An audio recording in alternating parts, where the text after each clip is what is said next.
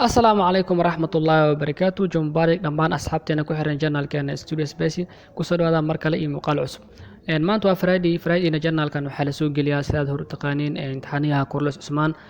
maalinta shalay ahaa u dambeysay oo janaalkeeda kaleeto Noor Films aan soo gelinayo muuqaalka aan ugu sheegay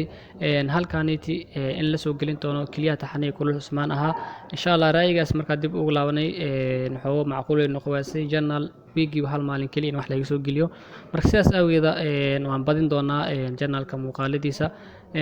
intaan muuqaalka gudagalin ka hor haddii tahay markuu horeysa janaalka soo booqanayso fadlan janaalka subscribe noo saar video like saar sidoo kale comment inooda ku fikradaada aad u mahadsantihiin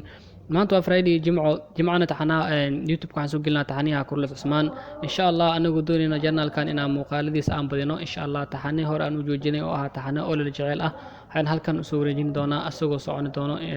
halkan ka socon doono waliba maalin walba aan soo gelinayna daily ayaan ka dhiganaa taxanaas bilowga dhamaad u yaala saas awgeed ayaan doonaynaa inaan maalin walba aan soo gelino laga yaabo maalinka laba qayb oo kale inaan soo gelino insha Allah haduu Ilaahay yiraahdo Carlos Usman bat 71 waa sidaan filayo waa isbuucii sideedaad taxaniga Carlos Usman bat 71 waa diyaar taxanaha saad ogtihiin YouTube channelka lama soo gelin karo waa copyright leeyahay shirkadda ATV awgeeda sidoo kaleeto Telegram-ka soo gelin jirnay Telegram-kana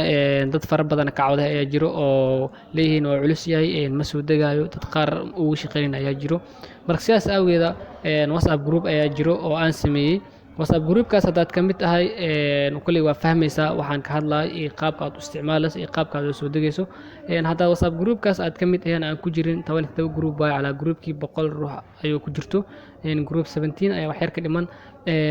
haddii oo group-kaas aadan ku jirin aad tahay daawada markuu horeysay janaalka soo booqatay oo muuqaalkan ay tahay markuu horeysay aad dhageysanaysid WhatsApp numberkayga wuxuu qoran yahay shaashadu ku qoran yahay +25470 waaye sidoo kale comment-iga waan soo gelinayaa numberkayga iyo link ay soo raacin doonaa linkiga aan soo gelinayo dhanka comment hoos aan soo gelinayo linkiga siiti dad yaqaan ayaa jira qaabka u isticmaalayo linkaas hadaadan aqaan qaabka u isticmaalaysid iyo qaabka ugu daawanaysid fadlan comment igu soo reeb fikradaada sidoo kale WhatsApp numberkayga meesha ku qoran yahay WhatsApp kala soo hadal insha Allah waa ka caawin doonaa qaabka u daawale taxanaas waliba maalin walba oo jimcaha aad ku heli lahayd aad ma santiin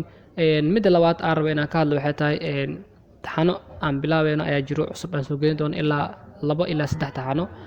subaxii galabkii habeenkii aan soo kala gelin doonaa insha Allah haduu Ilaahay raado taxanooyinkaas dad fara badan codsanay ayaa jiray janaalka la iga soo codsanayay waxaan halkan aga baaqaa dadka janaalkaas kale iga soo codsanayay oo halkan ku jiro